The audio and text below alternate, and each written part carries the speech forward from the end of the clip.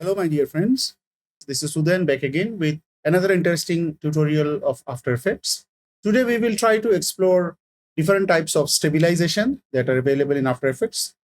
In this series, we will be starting with two-dimensional stabilization. There are two different types that we can think of, or applications that we can think of. Once, situations like this where you can see we have a footage where there is a lot of camera shake or camera movement. We want to stabilize the footage. This can be one type of stabilization that we can think of.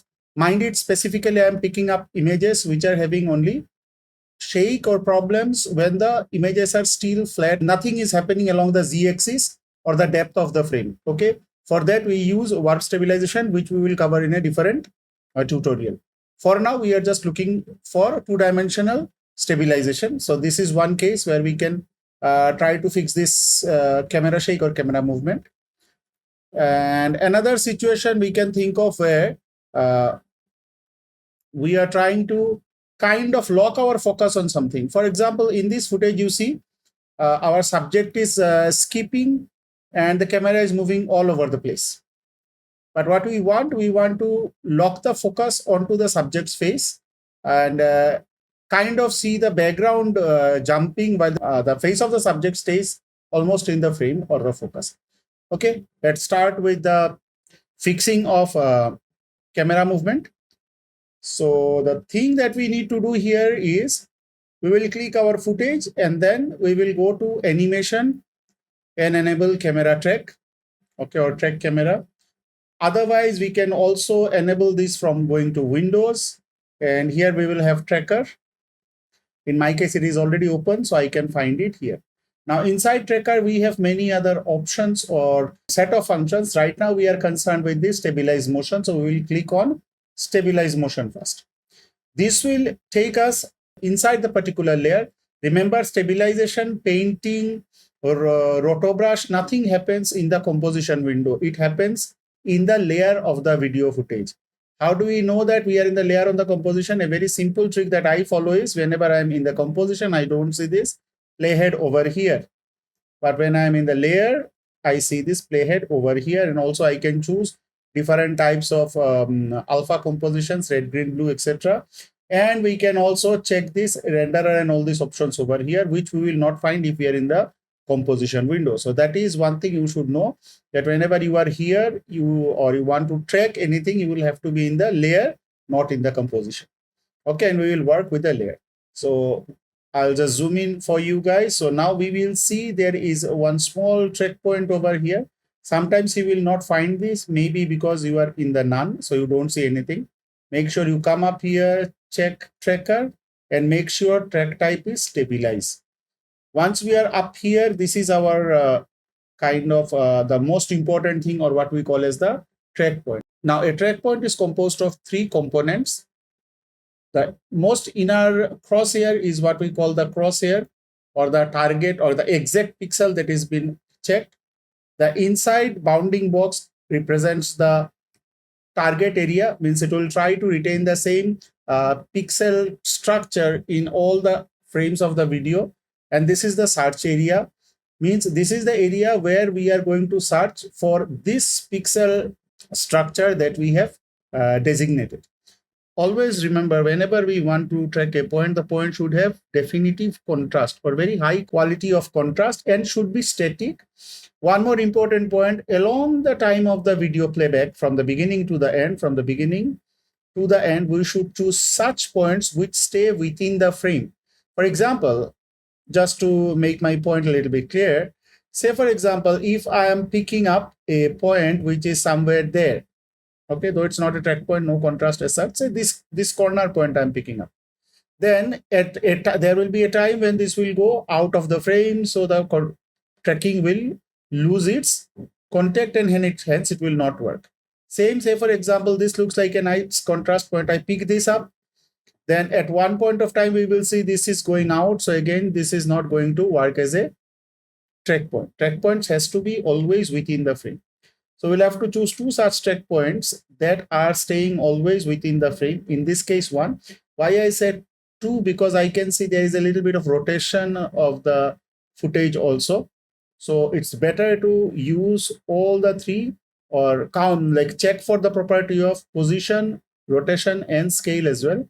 This will give us 2 track points, much like what we do in 2-point tracking. And then we are supposed to find 2 points with definitive contrast, and that stays within the footage along the length of the footage. So we will try to start with it. So let me look for the point of contrast that I can work with. So I think I'll take one of these and bring it somewhere here. See, according to the theory, or according to the idea of tracking, you should find 2 points which are way far apart from each other for best tracking. But then in this case, we really don't know which are the points which are far apart. So I'll pick one contrast point here. I'll adjust it so that it is taking this contrast point and looking for this array of pixel in this search area, and we'll try to track it. Actually, this point would be even better. So I will just switch it from here to here. The smaller the area we can give, the better tracking we can expect.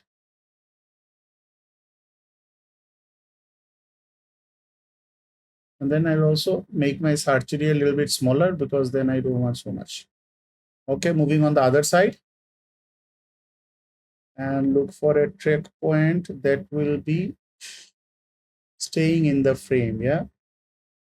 So I will try to track maybe, I'm not sure what to track. I don't see much because this water from the falls are falling down. So taking anything there will be a mess.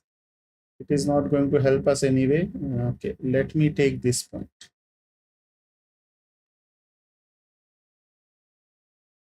And also I'll reduce the search area so that it doesn't go too much out. Well, this much is good for the tracking. As I said, idea would have been, if options would have been, I would have tried to go somewhere there, but there is not much area of contrast. So there is no point going to that far. Okay. Now, once we are done, we are in the first frame, we will go towards analyze forward. Okay. So we will go analyze forward and hope that it tracks properly. And here we have got our track points. Once we are done with the track point, as we are stabilizing, we don't need another layer as such right now. We will simply say apply to the XY, and we should be having a shot which is automatically steady. Look at this person and the shot, it should look steady. As you can see, the footage is adjusting itself to keep the frame steady.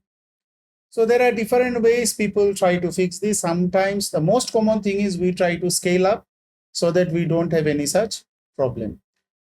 But in this case, because we have a very beautiful first frame, okay, and I like the first frame very much, I think we can go for a walk around. I'm not sure, I will just give it a try. My idea is, why not to put the original footage, that is this one, and place it behind the footage shot, and then freeze it in the first frame. So how do we do it? Right click, go to time and say freeze frame. So now what is happening? The first frame is getting repeated all along. If you hide this and try to play, you will see it's the same static single photo that is stuck there. It's not actually having any video, but the first frame is stuck there. So I will just put it there. On top of this, I will have this. And I'll just play it once. I think this will suffice, and pretty decent photo stabilization we will get. Let's see. Let me know in the comments if you find any mistake anywhere.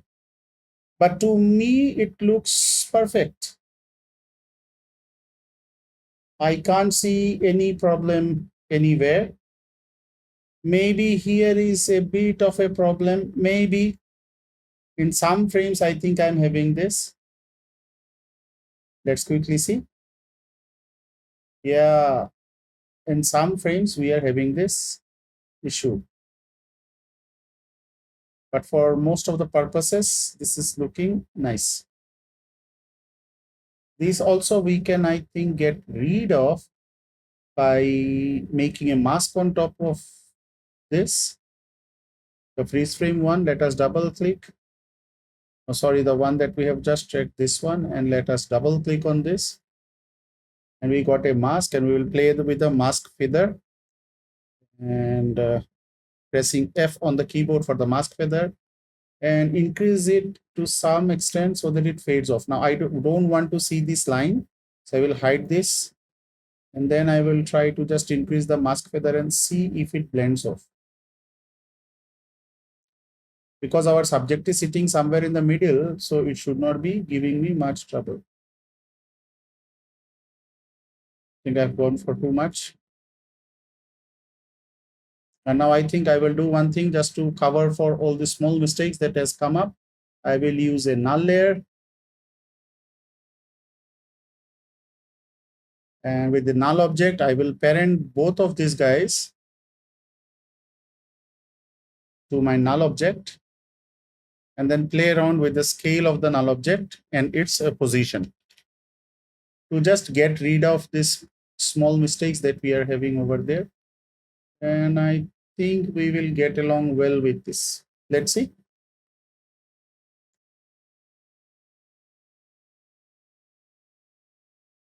Yeah, now I think it is pretty nice, and I don't see too much of a problem over there.